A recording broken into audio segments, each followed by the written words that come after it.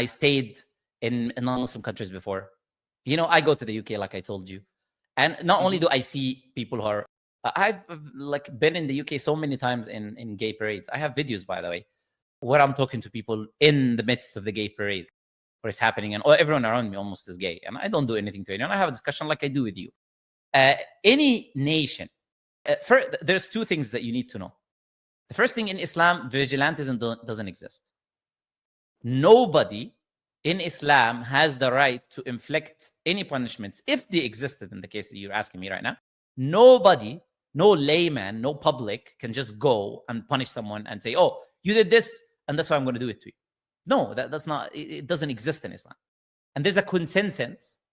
And when we say consensus from an Islamic point of view, we mean 100%. We don't mean like majority, as it can be used in language. No, in Islam, ijma' means 100%.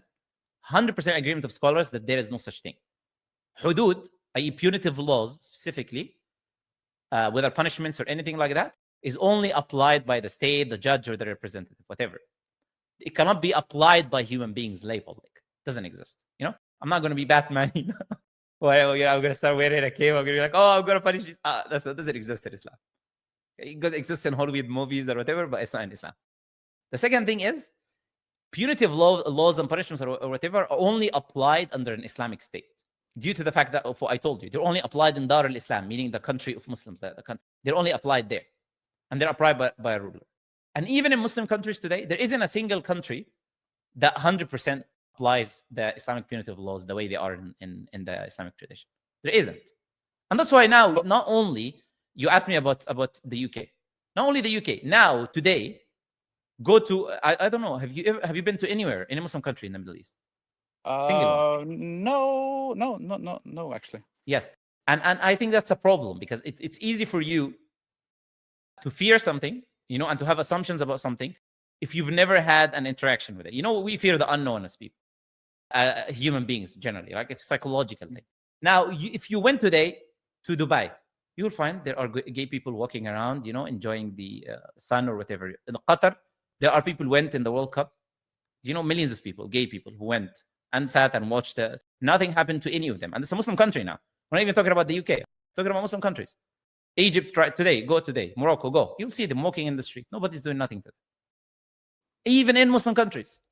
But if I can just jump in, would you say that's the right approach? Those countries that you just talked about? That's the right thing to have in a society? What I believe as a Muslim is that the right thing is what God commands. That's the right thing. And what I believe, what would God say about the things you just said about those countries? Are they doing it the right way or the wrong way in your eyes?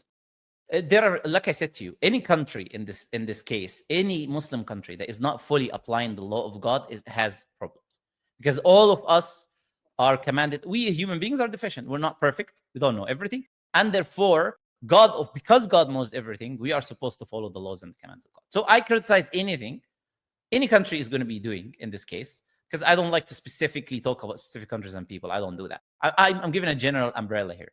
Any country that is not applying the law of God, the Creator, is not doing the right thing. They all need to apply the law and the judgment of the Creator. And it comes over the judgment of human beings, because the Creator knows that which is in the benefit of human beings. That's my approach. Now, in reality, you're missing the point here. Do you know who forces their ideologies on people? Is the West. Who went to Afghanistan and said we wanna liberalize the Afghani people? Who went to Iraq claiming there's WMDs in there so they can destroy the country and take its resources? What is today Israel doing to the Palestinian people and saying, oh, they don't have democratic, they don't have this and that, we are better, so we're going to do all of that, that we're going to liberalize these people and bring them into the democratic beliefs and whatever. The US putting sanctions on Brunei. Brunei said we are going to apply God's law 100%. They said that. So the US started putting sanctions in there. Can I and other countries in the West. Yes. What was the law that Brunei wanted to implement? No, they said we're going to apply all laws, Islamic laws, 100%. Was it all now the they laws, had problems. Now they had all Islamic laws. They said 100%. What Brunei wanted to do is to 100% apply Islamic law. Basic. That's it. It's a Muslim country. They wanted to apply. It's a small place, it's a small island, whatever. They wanted to apply God's laws. Now the West It's like, wait. Did we give you permission to do that? You're not going to be doing that. Did we give you permission? Look at like Trump and his likes to talk about Somalia, going attacking it every day. And what do you want with Somalia, man? Leave the people, Muslim people alone. No, but day and night, Western nations are bombing, attacking, invading our countries. Look at what the French did when they went to Algeria. Over 100 years there.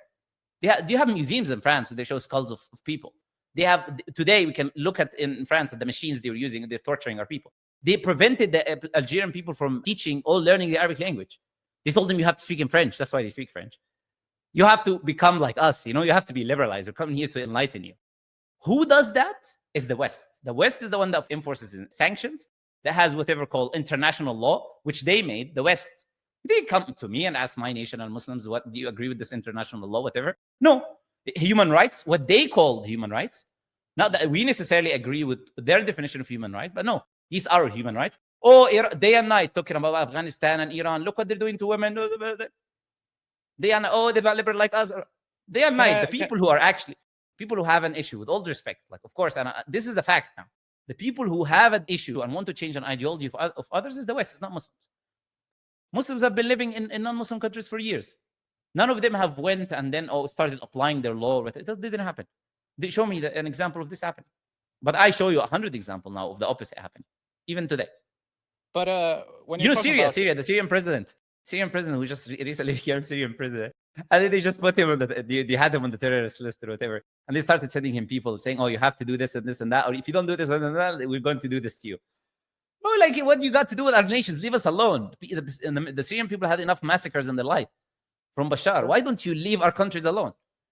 Sure, I agree. But if I might just ask, what were the... Do you know last thing I'm going to say, I'm sorry. The last thing I'm going to say. Do you know who has bases in every Muslim country in the Middle East? Do you know who does? The USA, I presume. Exactly. So the liberal USA, American USA, Christian, whatever term you want to use for it. Mm-hmm. Not a single Muslim country in the world has its bases in the Western countries, everywhere in the West. We don't do that. This is done to us, and this is a threat, Whenever the US wants to do something, it has a base here. We're going to do this to you. Now we're going to see, like we see what's happening with Iran and Israel, whatever. They have bases close. And they keep making these threats. Oh, we have our soldiers. We have our planes. They're not. Trump is like, surrender, unconditional surrender. Bro, what he thinks he thinks he's the main character or something. Come on, man. Like, these guys bombed Iran first, and then Iran sent them missiles back. Why are you complaining about, you're attacking me first? You hit me, you attack me, you kill my people. You've been slaughtering Palestinians for years and years and years. And when you're attacked back, now you're crying. And then you get Trump, the sugar daddy of Israel, making all of these empty threats. Look, the only one who really wants to enforce and persecute and push their methodologies is not the Muslim people. Sure. So anyways, in the end, like I said, I believe in the law of God.